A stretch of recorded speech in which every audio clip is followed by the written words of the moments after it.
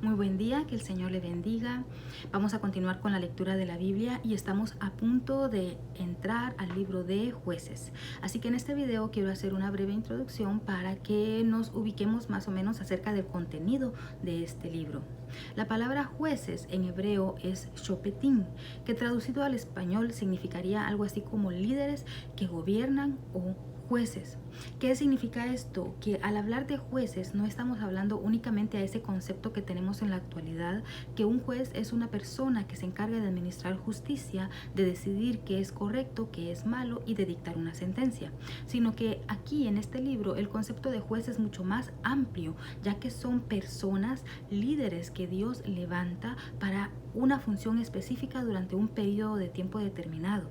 Y durante este periodo de tiempo, este juez se encargaba de liberar de la opresión que el pueblo se encontraba sufriendo en ese momento. Así que también otra palabra que se menciona para describir a los jueces es que ellos eran libertadores, porque justamente esa era una de las funciones que ellos tenían. Entonces el concepto de juez es mucho más amplio que únicamente decidir qué es bueno y qué es malo. Más bien es mucho más amplio y mucho más completo, ya que ellos tenían la responsabilidad de rescatar al pueblo de la situación en que se encontraba. Y nos dice la misma Biblia que durante el tiempo que ellos vivían, el pueblo permanecía en paz. Pero esto era algo temporal.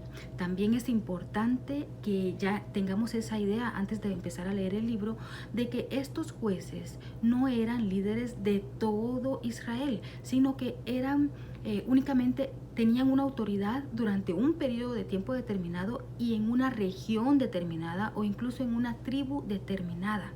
Recordemos, para entrar aquí, como para hacer contexto, recordemos que nos encontramos en el momento en que ya la tierra de Canaán fue conquistada, aunque no en su totalidad.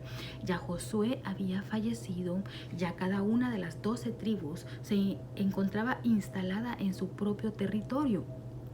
Pero cada tribu tenía la responsabilidad de expulsar a los cananeos que todavía habían quedado ahí dentro de su territorio que les había tocado, pero ellos no cumplieron con esta función.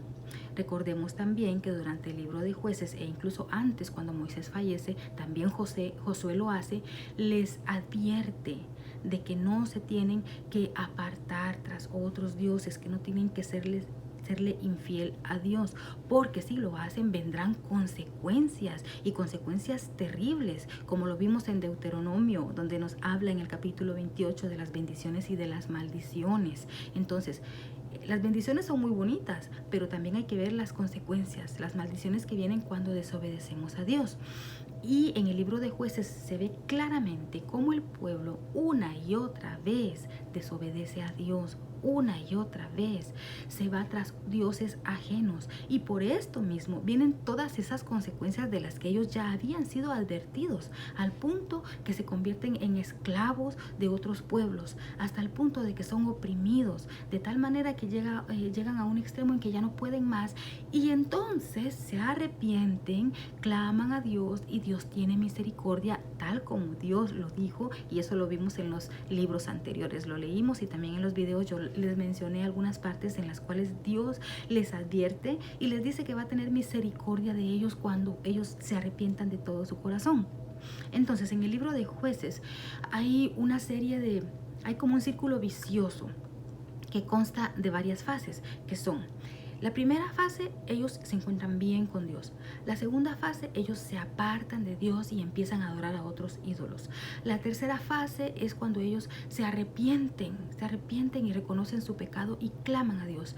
Y la cuarta y última fase sería cuando Dios los perdona, y es entonces que levanta a un libertador o a un líder, que es lo que se le conoce como juez, y este líder los liberta, realiza una batalla, una guerra contra los opresores, y nuevamente el pueblo vuelve a estar en paz con Dios. Pero el ciclo se repite nuevamente. Están en paz con Dios, pero después vuelven a mezclarse con los cananeos, con los otros pueblos, vuelven a caer en idolatría. Dios se aparta de ellos, los entrega a sus enemigos, nuevamente son oprimidos, se arrepienten otra vez, claman a Dios, y entonces Dios levanta a otro juez, y así sucesivamente. Este ciclo se repite varias veces en el libro de Jueces, y prácticamente de esto nos trata o nos habla el libro de Jueces. También es importante comprender aquí algo. Las tribus ya están separadas. Cada tribu ya está en su territorio, entonces no hay un gobierno central. No es como cuando estaba Moisés, que él era el líder principal. Dios le hablaba a Moisés, ya después Moisés le transmitía todo lo que Dios decía al pueblo. Y después de que muere Moisés, queda Josué como el sucesor. Y entonces Josué también era el líder al que toda la nación escuchaba. Pero aquí ya Josué murió y entonces ya cada quien está por su lado. Cada tribu está por su lado y cada quien se defiende como puede. Entonces no hay un gobierno central. Esto es importante para que entendamos el contexto en el cual se desarrolla el libro de Jueces, el cual dura un periodo aproximado de 200 a 300 años. Digo así aproximado porque en algunas Biblias dice que dura hasta 350 años. En otros estudios algunos dicen que solo dura 200 años. Entonces no hay una duración exacta del tiempo en que gobernaron estos jueces. Además, algo importante es que como estos jueces únicamente operaban en una región en particular, es posible que al mismo tiempo que un juez estaba gobernando en una tribu, es posible que al mismo tiempo estuviera otro juez ejerciendo justicia y libertándolos y en batalla en otra región donde estaban otras tribus, porque ya estaban apartados. Entonces no hay un periodo de tiempo exacto, pero lo importante es que vamos a ver la historia, cómo se desarrolla. Recordemos que este es el segundo libro histórico y como su nombre lo dice, nos va a servir para conocer la historia del pueblo de Israel. Este periodo termina con el nacimiento de Samuel, que es el libro que continúa después de que terminemos Jueces. Entonces es importante que tengamos eso en claro porque así vamos a entender más fácil la lectura de este libro hasta que lleguemos al tiempo de la monarquía, que es cuando el pueblo, las tribus ya dicen queremos un rey como todas las demás naciones, porque hasta este momento ellas se encuentran dispersas. Es una sola nación, la nación de Israel, pero son 12 tribus y son 12 pueblos que cada quien está por su lado. Al final son una nación pero dividida. Por eso en ese contexto tenemos que ir entendiendo que más adelante ellos, por eso es que ellos piden un rey, porque ellos mismos como que necesitan tener una persona que los gobierne. Ya no quieren seguir bajo la teocracia.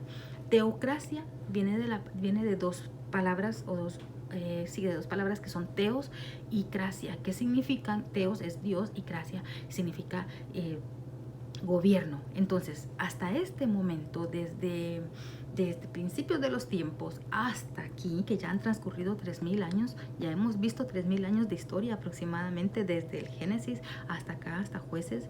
En todo este tiempo el gobierno ha sido a través de una teocracia, el gobierno de Dios. El gobierno central lo tiene Dios y Él es el que manda al pueblo.